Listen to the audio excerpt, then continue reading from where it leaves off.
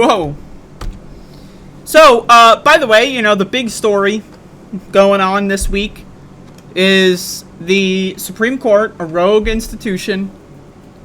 I like to call them the Snuggie people. People that walk around in bed sheets. It's a little weird. Have you ever seen these motherfuckers? Have you ever seen a Supreme Court justice in person? Because I have. And they always got this weird bed sheet that they walk around with, and it like drags on the floor and gets all filthy and gross, you know, and crusty on the... Ugh. You know what but they wear this to work every day. And like, they just kind of... Like, they do like a podcast or something, and then like, they pretend that what they say is like the law of the land. Something like that. It's really strange. It's really bizarre. I don't know. But anyway, apparently people listen to them. And one of those motherfuckers, his name is Clarence. You might know Clarence, the husband of Guinea. Guinea Thomas, famous or infamous, as some people would say, for attending the January 6th assault on the United States Capitol, the insurrection, as it were.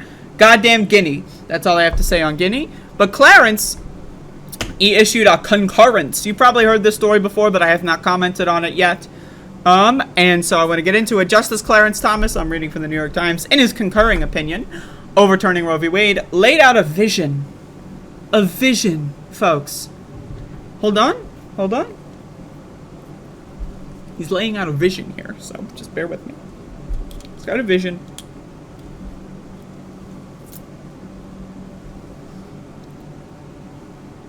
That prompted concerns about what other rights could disappear. The same rationale that the Supreme Court used to declare there was no right to abortion, he said, should also be used to overturn cases establishing rights to contraception, same-sex consensual relations, and same-sex marriage.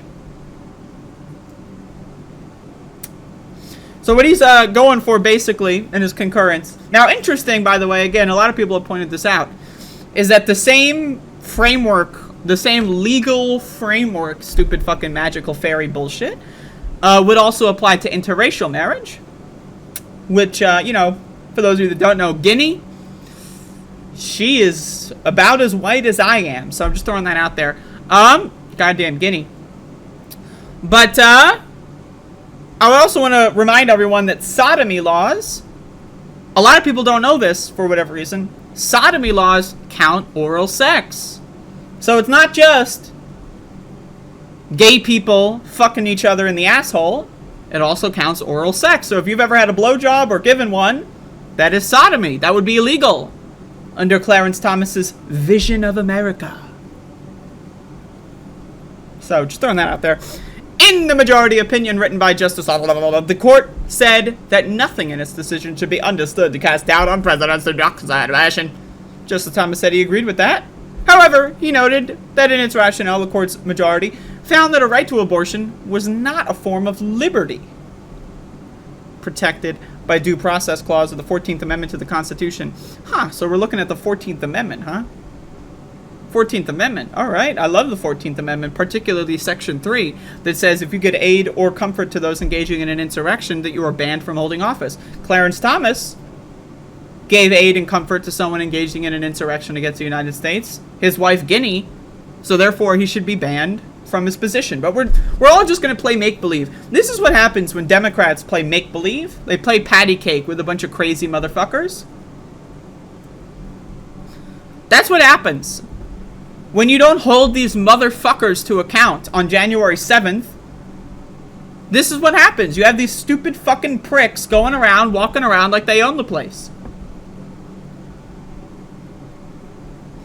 Then he took aim at other landmark cases that relied on the same legal reasoning. Griswold v. Connecticut, a 1965 decision that declared married couples had a right to contraception. He wants to ban condoms. Like, I'm serious. What?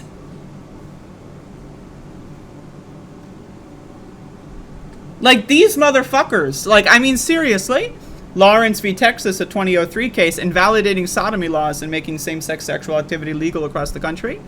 Now again, it's designed for gay people. Also, why is the New York Times using like language like same-sex sexual activity? That's so weird. But anyway, I just want to let everyone know, in 2002, blowjobs were illegal in many, many states in this country. Like, did anyone know that?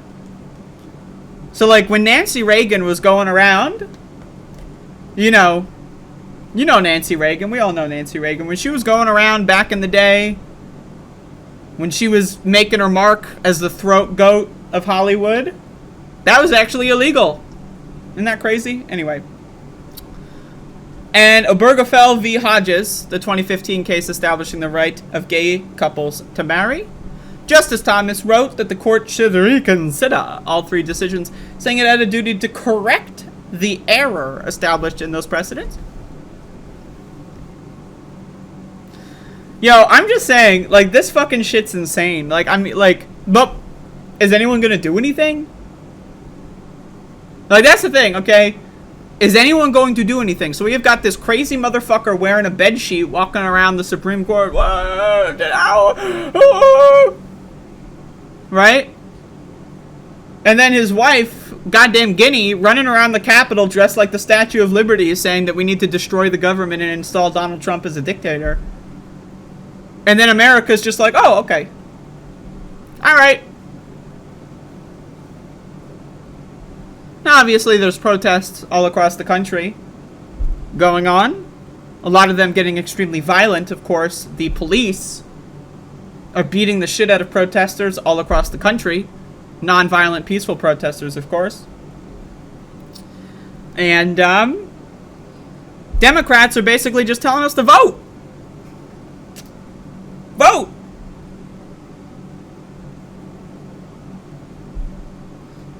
I'm going to talk about voting later in the show. But anyone, I just want to be very clear with everyone here.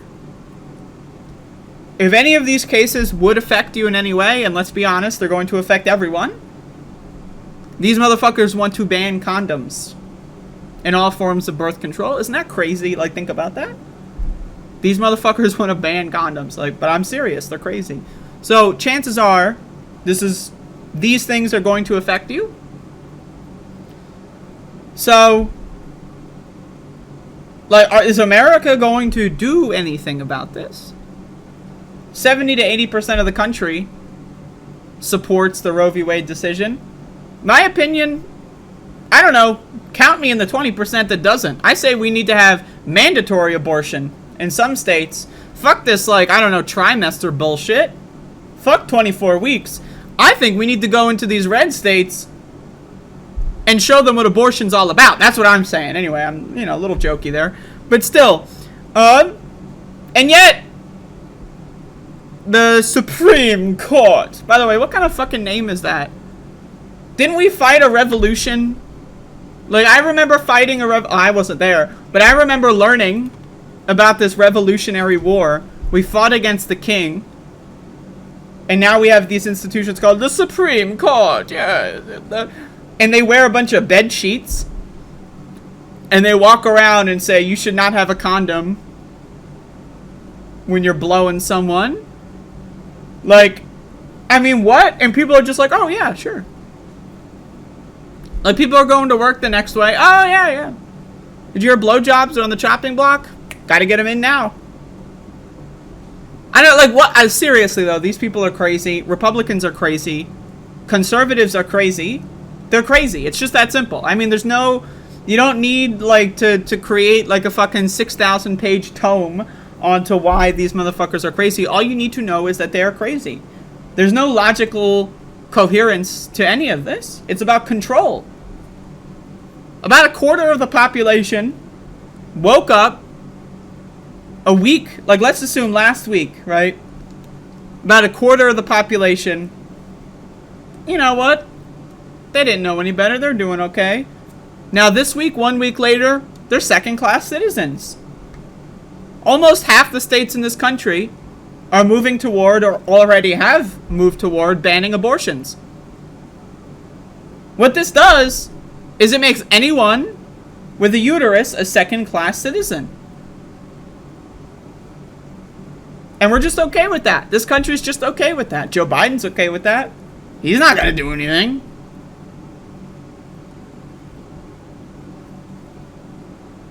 We're fucked! And again, not in the good dick way, but if we do get fucked in the good dick way, I just want to play this clip again.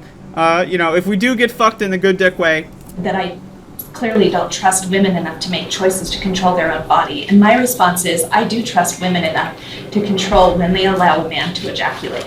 So inside of them, and to control that intake of semen. So that may be inflammatory, but I think as a legislature, we have the responsibility to create a legal framework. Anyway, get them in now while you still can. That's all I got to say.